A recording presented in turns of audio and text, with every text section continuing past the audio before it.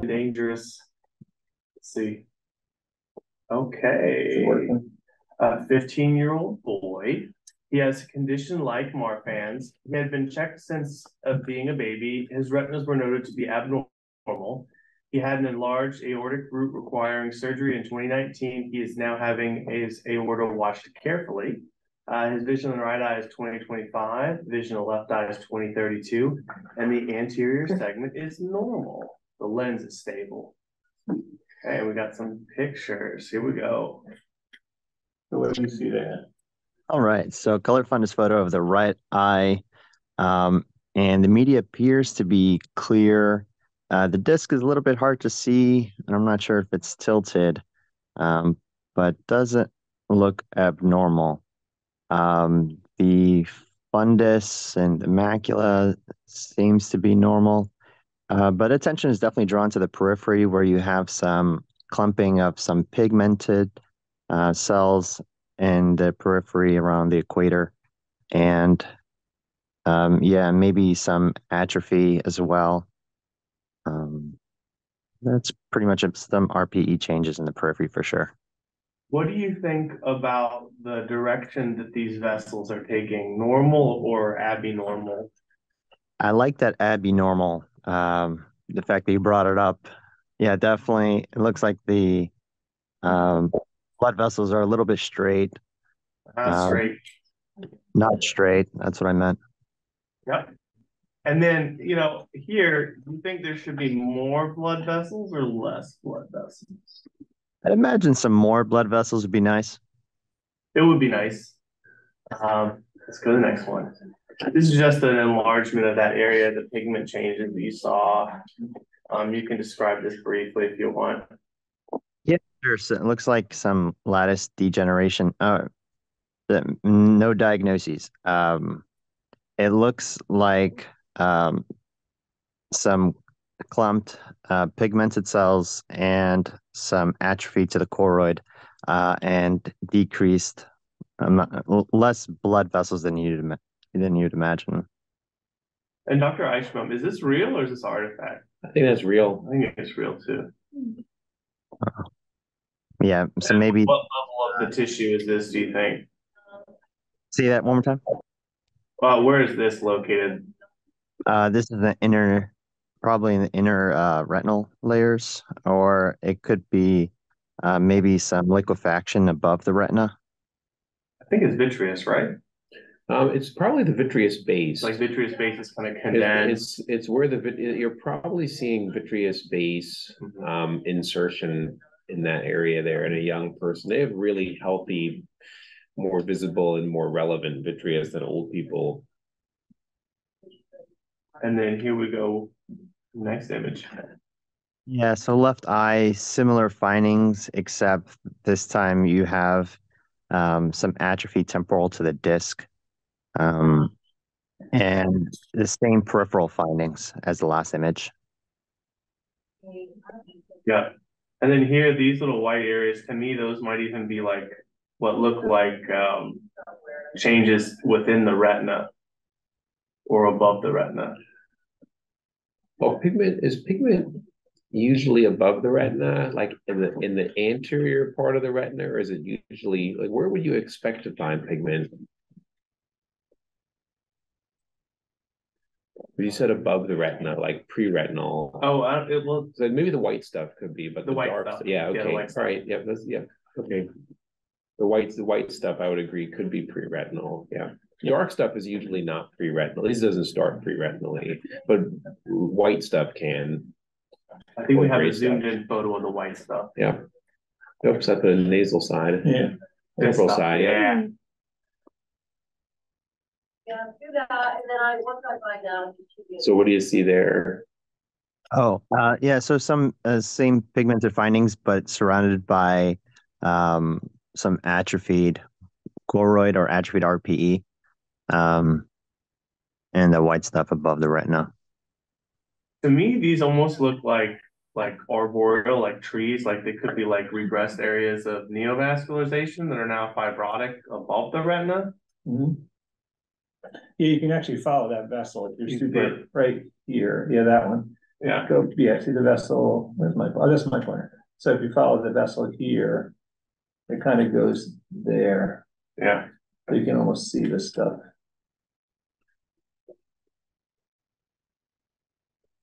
You guys know if neovascularization sprouts off veins or arteries?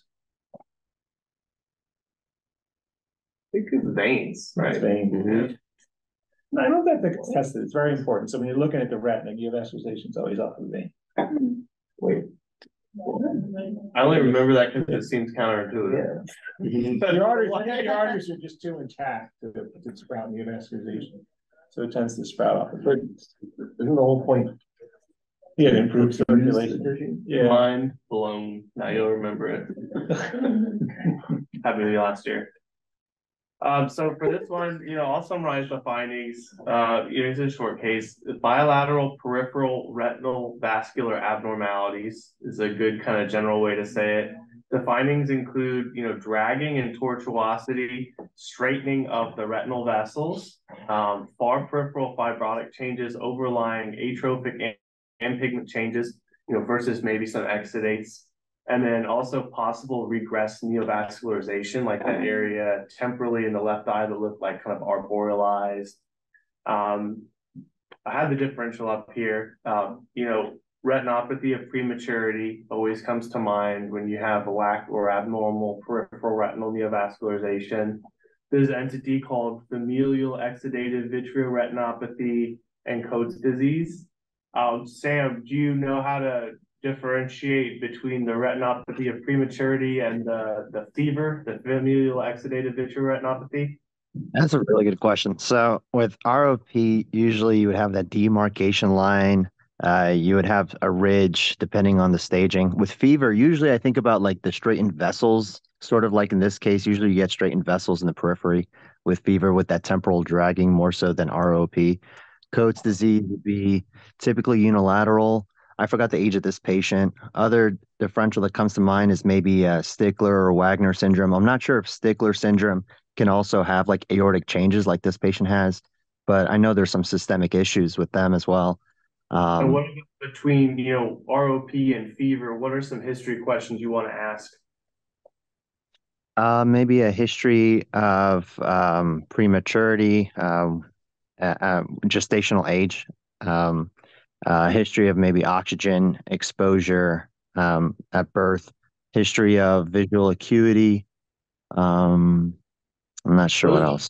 Those are the big ones. Just, were they premature? Did they have supplemental oxygen? And one of the other things you can ask about the natural course of disease, if, you saw them and they stopped progressing at age 1 or 2 versus they kept progressing over time, which one would be more likely to progress over time, ROP or the FEVR? FEVR, I think. The FEVR, yeah. All right, let me see.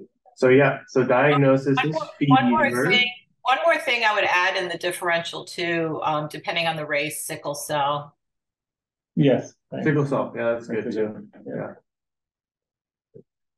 Yeah. So we have the FEVR here. Now you didn't put in the presentation, but this guy had that weird gene defect.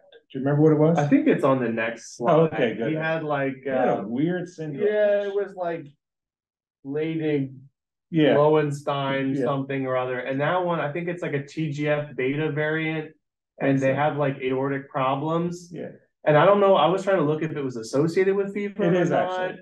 There's a case report. This is like almost a case report because it's associated with FEVR. Yeah. But we'll talk about the genes that cause FEVR aren't located on the same chromosome as that, but that is kind of a collagen vascular disease type picture, which could cause some abnormal development of vessels in theory.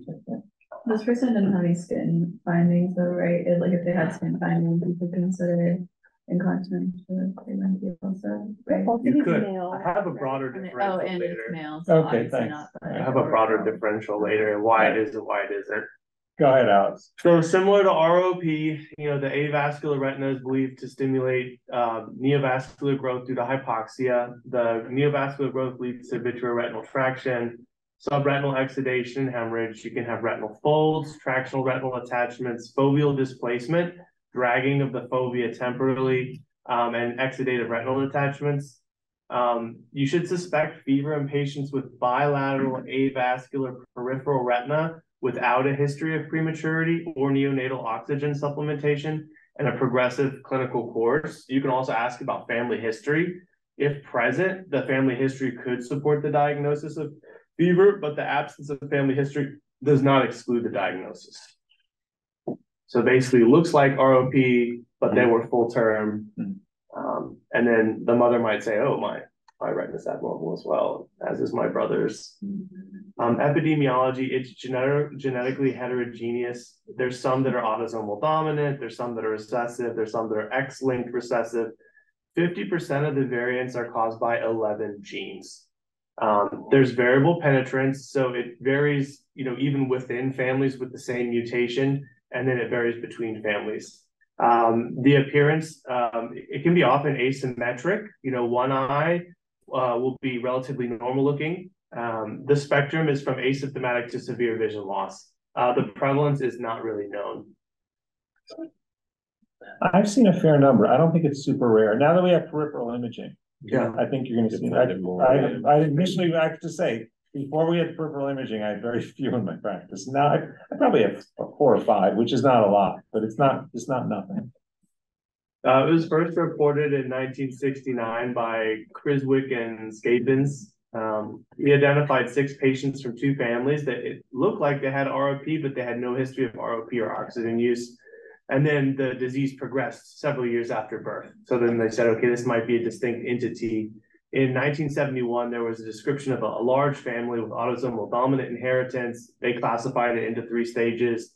1976, they had FA finally. So they demonstrated that there's capillary non-perfusion and neovascularization in these patients. And then in 1992, they mapped, a lot of the causes to chromosome 11q. It's interesting, Scapins, because Scapins invented the indirect ophthalmoscope. And he had some famous retractor. It makes some sense that he would see the peripheral retina, like all the peripheral retina. You can name all the peripheral retinal diseases for him because probably not. That's pretty good, yeah. Before he invented that. So the differential diagnosis, ROP, these patients will have a history of prematurity or oxygen use. The family history probably won't be there. And it's not progressive years after birth, as in fever. So you can get a lot on this one just based on the history. Norrie disease, I think that's quite rare. Patients also have corneal opacification, deafness, and developmental delay. Coates disease, unilateral, which, this can be asymmetric, males, 80%, but not usually with neovascularization or tractional membranes. Incognentia pigmenti, thank you, Kim. X-linked dominant, it's lethal in males. So if your patient's a male, it's probably not this one. They also don't have neovascularization and tractional membranes. Persistent fetal vasculature, you can get these fibrovascular stalks. I have a couple pictures that I'll show in the fever. So that's kind of on the differential too, but the persistent fetal vasculature is sporadic and it's unilateral usually.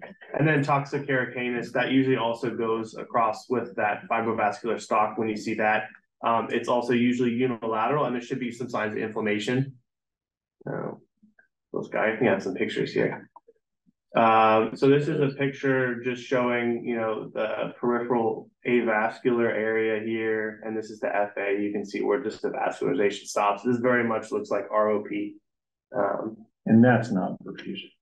Yeah. That's looking at fluorescence. That's non-perfusion. They're non-perfusion, like, yes. And this is an example of one of those fibrovascular stalks. I mean, this looks very much like persistent fetal vasculature or toxicaricanus in the right. Does it though? You don't really get PFV in the periphery. That's a macular fold. Yeah. So that eye, that retina, you're looking on the right screen at the fluorescein. Yeah. On the left is supposed to be the macula and pretty mature, but it's all just like squished up. So the retina just folds up into a ball. Yeah. But it doesn't detach. Persistent fetal vasculature is usually central, right? Yeah. And it comes This straight out. is fever, right? fever, yeah. This is Yeah. fever. So this one's fever. It looks like toxic. But you had to ask. Yeah. Yeah, because that's the retina. That's Yeah. not a. And that's what I didn't realize at first. This is actually a fold of the retina Yeah. instead of just like a persistence of the hyaloid. Right. I think that's inoperable. Yes, that would be tricky. You don't want to try it? Oh, I can't imagine the downside of a surgery in that eye. What if you have a really ambitious fellow? Yes. Okay. If you want to write a paper. All right, so I have this one. So these are some pretty good examples that I found. I think this is from the Moran. I have a cheat sheet here of kind of the findings. So we got a montage color fundus photo of the right eye demonstrating a vitreous adhesion to the optic nerve. Let me see right here with some temporal macular traction. So the macula is farther away than it should be. Mm-hmm. You got vascular dragging and tortuosity. So the vessels kind of look like they're being pulled outwards here. You have far peripheral fibrotic changes, overlying atrophic and pigment changes. And then there's also some exudates in the temporal periphery. So these exudates could be like kind of like a Coates-like picture. But you see, this is a pretty classic eye. So this is the right eye, same patient, here's the left eye. So very asymmetric. This looks pretty normal. I mean, it's a little avascular here. Some slight tortuosity. And then Dr. Cohen didn't have the FA for the last patient, but we have what one looked like for this patient, which had similar findings, which are pretty characteristic.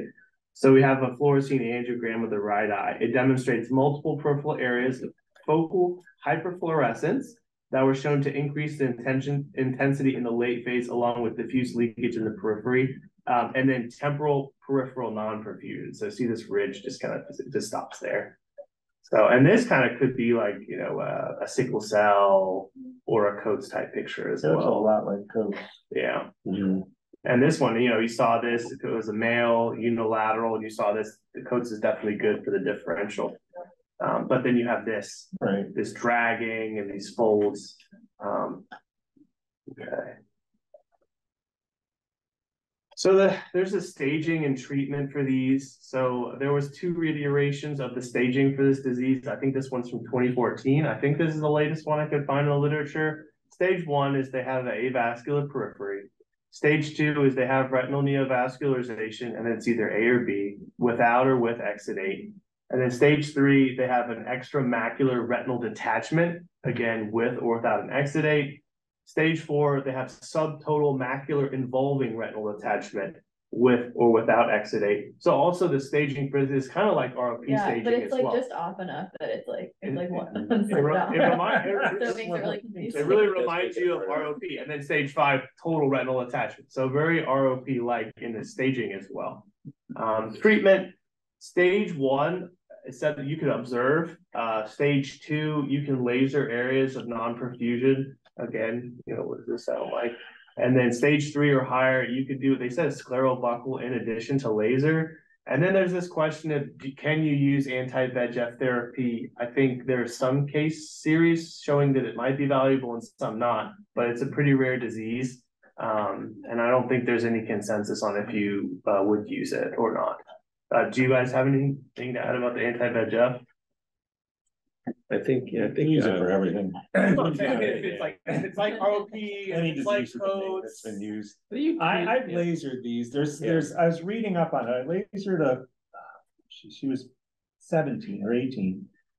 And I wasn't sure it was the right thing to do. There's some suggestion that post-puberty, they don't get into trouble. So if you see somebody post-puberty with fever and non-perfusion, you might not need to treat it. Pre-puberty, you probably should. There's a weird puberty thing in retinal vascular disease. Same with diabetes. Yeah. You don't tend to see diabetic retinopathy pre-puberty. How old was the patient that we saw with the pigment spots in the periphery? This guy has 12. This guy was young. He's 12. 15. Yeah, 15. If you see the pigment spots, I typically don't do it. I treat a lot of ROP without surgery. But I would treat this a lot like ROP. I like this better than ROP because you can actually examine most of the patients, but it's fairly uncomfortable. You have to gown and glove. And you don't have to like hold them down, you know.